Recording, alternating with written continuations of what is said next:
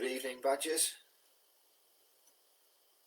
If anyone's out there, hello and welcome to our final Super Duper League finale special. Last one of the series, last one of the year. Got Christmas coming up very shortly. Hope you all have a good Christmas and a Happy New Year when it comes around. I'll just give it a few more minutes, get a few more people to tune in. Slightly later than scheduled time. Have a few bits and pieces to get done. I will circulate tables. Hello Maggie, how are you? Thanks for all of your help over the course of the competition, Maggie. You've been a star, as have all the other captains, helping me out, no end. There's a lot of people who've taken part in this competition, nearly 100 in total. That's a lot of checking, it's a lot of inputting, and I couldn't really have done it all on my own, so dividing it out between 8 captains and a bit of help from others has made it worth doing. And hello, Paul Restall. Welcome. Short shorts, yes. As requested by countless viewers, the short shorts are back for the final time this season. So they won't be worn in any other capacity, I don't think, until sometime in 2021. And we've got a festive headgear too. Right, we've got 22 people up. That's enough. 20 and above is fine. So we'll kick off without further ado. We've got individual tables as well, I've worked out, but I'll circulate all the figures out at the end of the programme or tomorrow morning, depending on which comes sooner. Right, so we have a final league table and we have results from the week. We'll go through the weekly table. In last place this week was White's Wobblers, Steph White's team. I think they got 8 people out this week. There's quite a few. The numbers were down a little bit from the start. I think we had about 65 maybe taking part across the board. A few people injured, some self-isolating, blah blah blah. If anyone is self-isolating, good on you for isolating, and hope you feel better very soon if you're feeling poorly. Yeah, they got 1 point this week, but the last two, well, the worst 2 results over the course of the series get dropped. So you didn't really score 1 point if you're in White's Wobblers team, because that's going to get wiped off anyway. But it left you with 28 points over the course of the tournament. Next was Team Sky Blue. They got 2 points. Gavin's done a bit of his work cut out, really. I think his team, more than any, have suffered with injuries and whatnot.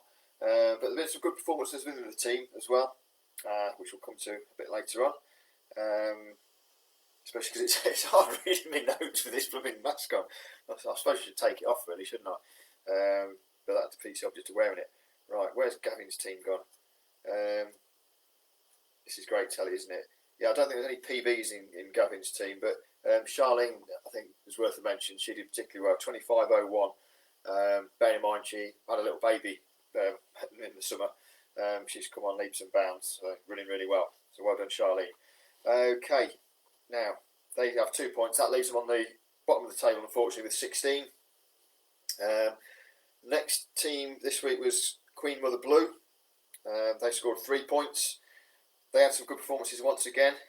I say this every week. I'm not going to be any different this week. Aaron Chetwynd, PB in the 5K, 16.07. That is absolutely phenomenal. Absolutely phenomenal.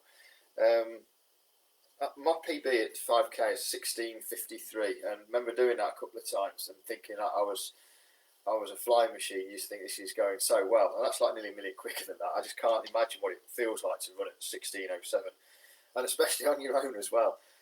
Fair play, Aaron. He unfortunately, these don't count for club records. They don't count as official PBs on the Power of 10 website, and they don't count for your handicap on Run Britain and whatnot. But at the end of the day, the bloke has gone and run 5K in that time, and he's done it in a circumstance that's very alien to the way we normally race.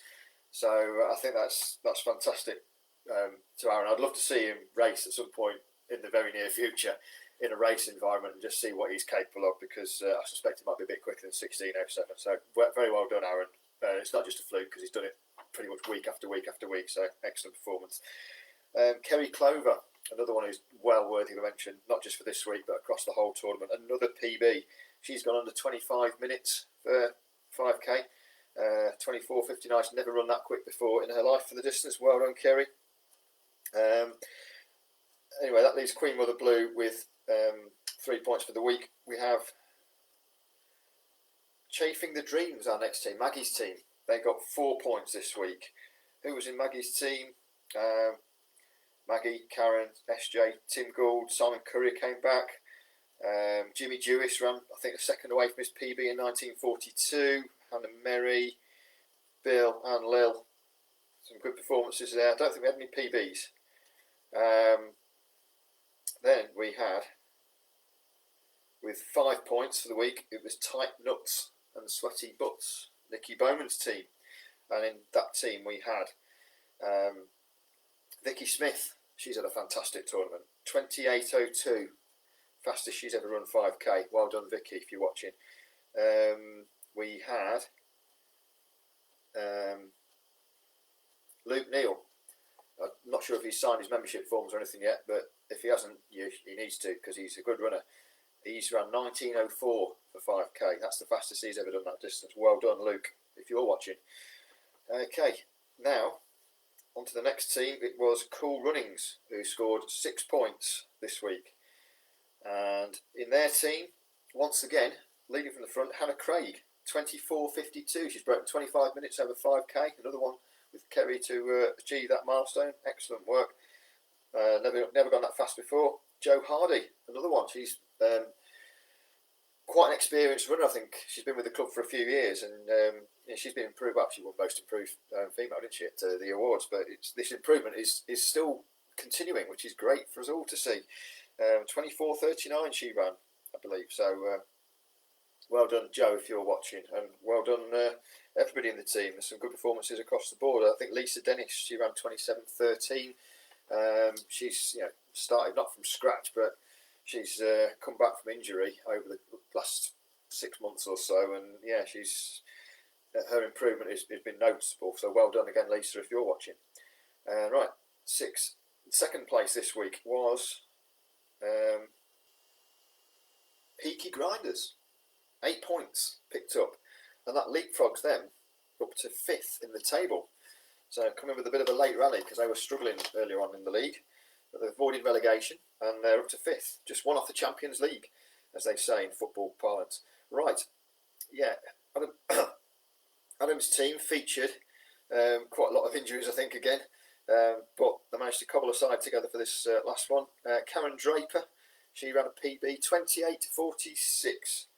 If you'd have said to Karen at the start of this tournament, you'll break 30 minutes for 5k, I think she'd have snapped your hand off and said, "Yeah, I'll take that all day long." She's gone under 29 minutes now, and I think this will this will continue for a little while longer, I think, because you're seeing the improvement. It's not started to sort of like level off yet. So well done, Karen, if you're watching, because you've had a fantastic tournament, and it's great to see your times coming down, and not just by 1 or 2 seconds, by big chunks as well. So testament to the hard work that you've been putting in over the summer. So it's great to see these times next to your name. That means our winners for the week was the Giant Striders, Rob Boland's team, and that parachutes them into the top 4. They ended up 4th place in the league overall with 38 points. Great effort from them, particularly. I'd like to single out the captain himself, who ran 19:15 over 5k. Incredibly, he was employed as a pacer. Now, anyone who's run with Rob for perhaps as long as I have will know how funny that is. I've seen him. He's very, very good with numbers, is Rob. Well, just as well, because he's our club treasurer. But you kind of think, I've seen some of his pacing. He just goes off like a sprinter and then ends up like flagging. You think your pace is all over the place. But he's obviously got that sorted out now. He's paced Chris Davis to a PB, and I'll come to that in a second. But he's run 19:15 off his own back. So fair play to you, Rob. Great week. Great week for you. Great week for your team. Chris Davis, he ran 21:29. Chris has run, it must be sort of 350 5Ks this year. Obviously, he's not gone eyeballs out for all of them, but the point is he's got off his backside and he's gone running. And obviously anyone who runs will know how important that your rest days are. And this guy hasn't had a rest day all year. He's not run 10 miles a day or anything like that, but he's still not had a rest. So fair play to him. And then to produce PBs, it's fantastic. And hopefully quite a few of you have seen his story. He was interviewed on the BBC quite recently, because he's doing he's raising funds for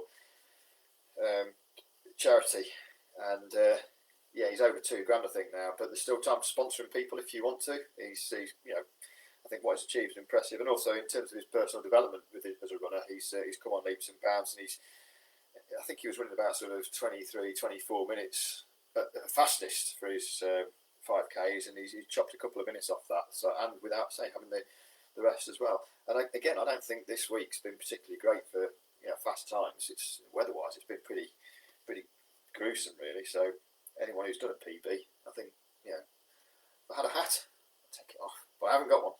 Right. Who else was in Rob's team that I've got to mention because they did particularly well?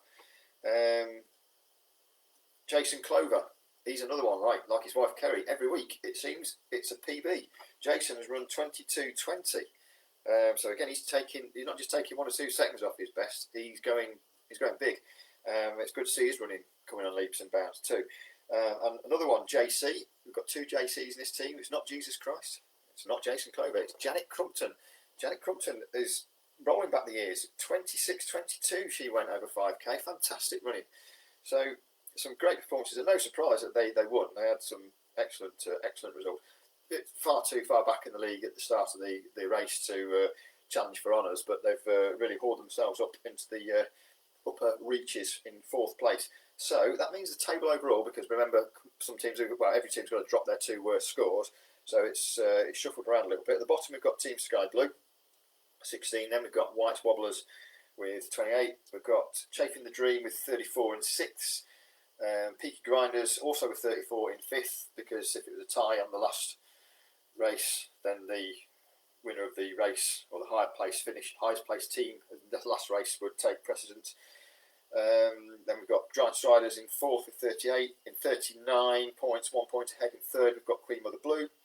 Then in 2nd place we have Tight Nuts and Sweaty Butts with 42 points, and 3 points clear of them at the top of as it's been all season, is Cool Runnings, led by Hannah Craig.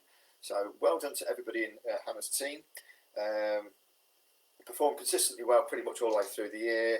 I think Hannah's been fortunate in that most of her team have stayed fit and been available to run. I think there have been about 2 or 3 times where, at most, where she's had absentee runners. So I think that helps, but running consistently and running well helps more. And to a person, they've all done that, which is why they deserve winners of this tournament. Now, individually this week, so Hannah and Joe Hardy featured prominently, but I've also managed to get the individual leagues done, which I can circulate later. I'm going to keep it against the top 20. If people want to know their position over and above the top 20, so outside of the top 20, fine, just let me know and I'll tell you where you finished. Bearing in mind you've got 90 odd people who've taken part in this over the course of the series. Don't be disheartened if you're sort of like 23rd. It's a very good achievement. And if anyone wants to know, I know a couple of husband and wife combos have been asking me, did I beat my wife or vice versa? Let me know and I'll settle a nice family argument before Christmas. Right, we'll go through the top 10 of the individuals for you. In 10th, and I think this is where, for me, when I was doing this, I thought, actually, all these people in the top 10, and people outside the top 10 as well, that were just outside, but I thought all these people have really impressed me in this tournament with their running and their consistency and their improvement. So I think the way that the way the scoring and the handicap and everything works, it's not perfect, because there are loopholes. Like this week, if you had a really poor run because you were poorly or whatever, and I think it was the 16th of October, then you might have benefited massively in terms of where you finished. But over the course of the season, this 10, I think they've all been excellent. And a lot of them I mentioned already in the things. Anyway, we'll go through. Number 10, Dave Bailey. Dave's been picking up the pace, and he's impressed. There's a few weeks where he's been featuring very highly in the top 2 or 3 runners. So well done, Dave. He got 508 points. Again, he dropped your 2 worst scores. So it's 508 from a possible 600, I guess. So that's pretty good. Ninth place, Charlene Dunn, who I mentioned earlier. She's had a fantastic tournament. Again, coming back from childbirth, it's a fantastic improvement that she's made. She's a good runner anyway before she had Gracie, but as anyone who's been through these things know, you don't just put your trainers back on, you carry on from where you left off. It's quite a long regenerative process, but she's well ahead of the game. Then we've got in 8th place Bill Guthridge, 515 points. Bill has been slowly but surely putting in good performances over the course of the whole tournament, getting quicker and quicker. Hannah Merry, I think, was leading at one point. She is next. She's 7th with 518. She's had again another good tournament. Seems to always be featuring highly up in the scores. Lisa Dennis is 6th. As I say, Lisa's come back from injury and she's getting better and better. Number 5, I think particular kudos here again. Aaron Chetwynd, 529 points for Aaron, 5th place overall. I think what makes it as impressive for me is with the handicaps. Aaron had, in my opinion, quite a stiff handicap to try and beat, and also because he runs a lot. He's running sort of 5 or 6 times a week, and he's running well, which he was. You're kind of at the top of your game, so there's not perhaps much room to improve. Whereas if you're sort of coming back from an injury, you might have a little bit more scope to improve. So for Aaron to feature this highly, I think is again absolutely brilliant, and that's just shown by the fact that he's smashed about 3 or 4 different club records multiple times for the club records in this process. So I think he's done outstandingly well, and incredibly, he's not our highest placed male, which is Chris Davis. He's in 4th place. He got 536 points. I think he's just overtaken Aaron slightly in the last week, with again a fantastic performance in the 5K. I think our most improved runner this week was Andy Smith again. He was the fastest one, but most improved from the week before as well. So well done, Andy, if you're watching. Right, top 3 people in 3rd place, and they're all ladies, obviously, because Chris was our top man. Just stating the blindingly obvious there. 3rd place, Karen Draper. Well done to you, Karen. You've got 537 points, one more than Chris. You had an excellent season, as I've said before. PBs here, there, and everywhere. Not just little PBs as well. Big chunks of time coming off the fastest that you've ever run before. So well done, and keep it going. Don't sit back, think you've cracked it. You can go faster and for further if you want to do it. So well done. In 2nd place, we have SJ Chetwynd with 544 points, beating Aaron. But what a successful household! You've got 2 of the top 5 in the same house. She's had a fantastic tournament again. Started off okay, but has just got better and better and better as the tournament has progressed, which has presumably then enabled us to score big and end up 2nd in the table. She's come back earlier in the year, so a fantastic achievement from SJ. Very well done. And our winner with 549 points, so 5 points clear, is Hannah Craig. So Hannah is captained the winning team in the team tournament, and she's also won the individual stats as well with 549 points, 5 points clear of SJ. So it's very, very close across the board. There wasn't any sort of runaway leaders like you might see in the LRRL, but well done to Hannah. And again, people who've been watching these things will be seeing it not every week, but most weeks it's Hannah Craig PB, taking a bit more time off here, a bit more time off there. Fantastic, well done. Kudos to you, and well done to everybody who's run. Looking through the results this week, there was a lot of people that have made big gains from when they started out. There's a lot of people that have made small gains, and I think a small gain, because bearing in mind the weather at the end of middle of October, I would say is far more conducive to putting out a quick time than now when it's cold, wet, and windy. So if you think I've only improved by 3 or 4 seconds, you can probably double that and add a little bit more if you really want to. And you might. There's plenty of people that haven't improved either. I'm one of them. So don't think that all these people have improved and I've just gone backwards and I can't break my. I can't do that. I've tried. I think 3 distances I've had to go at and I couldn't get near my best at any of them. I've given them a good go, but that's why I say I think the format in which you have to run, where you're time trialing, it's very different. And it's not impossible to run well, But I think if you stick people in a racing environment where you've got a load of other runners around them, some of the same sort of pace, it's just going to pull the best out of you. So if anyone's done particularly well now, think of what you could do next year, and hopefully we can all race again like we used to. So that's pretty much it for me. We've got a lovely trophy here, which you've probably seen. So well done to the winners. That isn't your trophy, by the way. That's mine. One of mine. It's the first male V40 at the Carl Ruck Memorial 10K of 2019. But it's the biggest one I've got. That's mine to model. But we will be getting a trophy for all the winners who were in Hannah's team. And I think we're offering medals out as well, free medal to anybody who participated. If you want one, there's no point us ordering medals. If you don't want one, that's fine, because it's just, it's not a waste and excessive cost. If you haven't already done so, let your captain know if you want a medal, and if we've got enough take up for it, for the minimum order, we'll get some organised, hopefully out with you around Christmas time. Pretty much it for me. I'd just like to say thank you once again to all the people who have helped, specifically the captains, and also to Lil Suter, who's been helping me doing a lot of the check-in work and making sure that people have run the right distance, the right gradient, on the right mode of transport and everything else. And thanks everyone for playing and taking part. It's generally speaking, it's been played in which the spirit.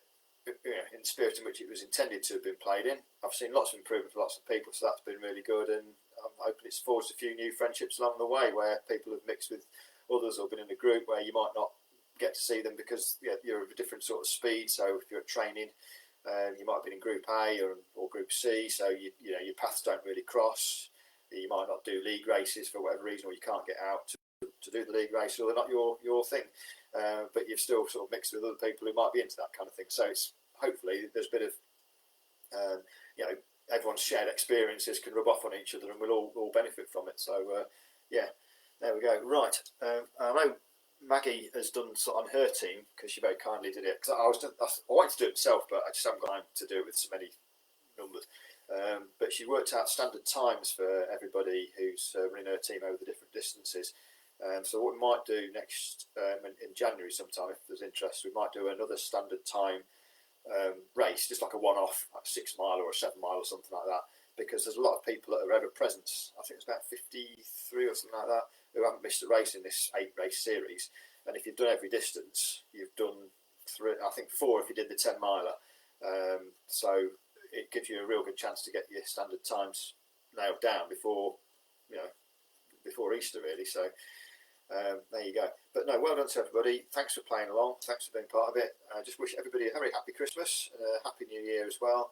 And hopefully we'll all meet again very soon. And that's a wrap from me. I'll just have a quick look through here in case I've got any witty comments. No. All right. See you later. Bye.